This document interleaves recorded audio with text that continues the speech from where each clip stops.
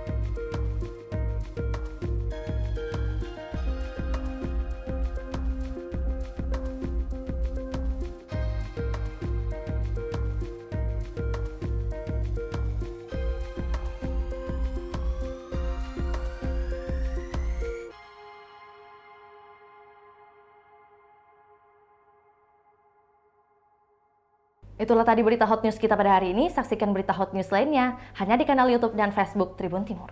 Terima kasih sudah nonton. Jangan lupa like, subscribe, dan share ya.